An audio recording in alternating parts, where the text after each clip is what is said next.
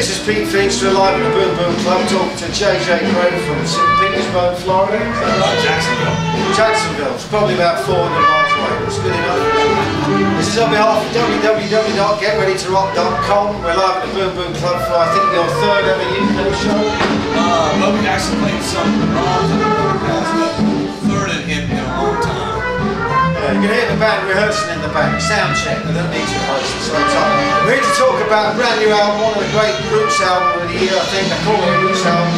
It's called Georgia, Warhorse, JJ GREY MOFRO. I call it Roots JJ because it's blues, funk, soul, rock. So how come you brought all those influences into your music? Where did that all come from? I think it just come from growing up where I did with the people I grew up with. It just happened, you know, without I really didn't think about it. It just kind of happened, and then I noticed that those were all the things that came, and all the music that influences me. Sure, it's all part of that. And you mean by influences, you mean not just the sort of geography of the place, but musical influences? Oh yeah, the musical influences, the food and everything. Yeah, different people from Leonard Skinner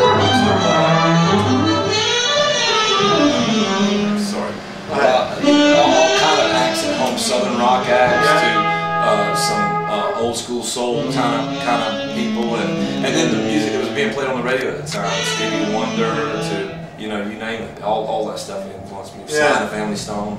And is there a kind of good strong music scene down there?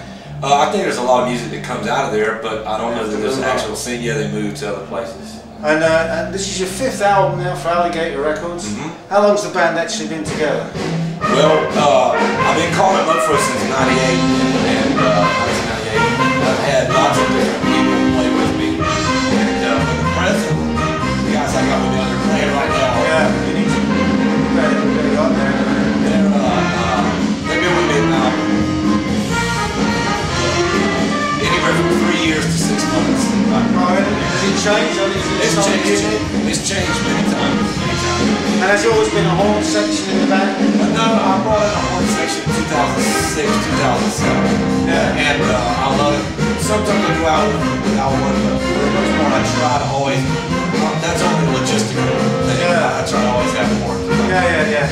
Now this album's been produced by Dan who's known for his kind of raw sound. Is that the reason you brought him into the project? Well, yeah, I kind of found him on the internet. Oh, you did? I was actually getting him when I found him on the internet. And we called him and just hit it off, and we've been working together ever since. And a lot of stuff that you do on the album, you do yourself. You do different musical parts and all of that. Sometimes, so what's the actual stage where you finish that? Where does he come in? What does he bring to the next one? When we go to hit a real studio, a big studio with real tape and real microphones and real preamps and all that, like my buddy's studio has. And my studio is a small demo studio for me to work out of and do stuff. And some of the stuff I do at home I use that winds up on the record. But for the most part I do it in a real studio, and that's when he's in charge of all that, not me. But the album's got a very organic feel by that. I mean, it sounds very lived in, very live. I mean, extremely great arrangements, great songs, but above all it's got feel. Do you find it difficult to actually recreate that, what you had done before, and bring it into a big studio like that? No, because, you know, the studio has a vibe of its own, and then people that wind up playing with me on the record, most of these guys here, maybe some other friends I bring in, they're great players, and they can just bring anything to life. Yeah, I'm sure. They make it easy. And on the record, of course, you've got Derek Trucks on there, and Toots Hibbert. Yeah. How did they become part of this great record? Well, Derek's from Jacksonville. Right. So he lives not far away. He's a neighbor and a really, really good friend. Right. And I've been threatening to put him to work on one of the records for years. He's like, man, just let me know. And I called him. He's like, yeah, I'll come in there and do it. He just came out to my house. He actually recorded that in my home studio, his track. And then Toots was my favorite singer of all time, and I think his tour manager, his manager knew that, had found that out maybe through my manager or through somebody. Yeah. And we were doing a lot of the same festivals back in the States, and Toots, his manager came to me and said, hey, he'd like to meet you. He just saw your set and want to see if you want to sit in on his set. Yeah. So I did, and we hit it off, and Yeah. And then next thing I know, he said, I'm doing a record, sing on one of my tracks, and I'll sing on one of your tracks. I'm like, great, it worked so well. And this is your 5th album, as I said earlier, for Alligator. When did it all really click in for you? When did the relationship took you up another run, you know, it's been doing it each album, slowly but surely. It's sort of a spiral like this going up, you know, and it's been great from Country Ghetto on, you know. Yeah. And then they re-released the first 2 records, so it's been awesome dealing with them. Well, the response so far has been great. I mean, just on YouTube alone, you got a buzz, and now you're over here with the band, which is incredible.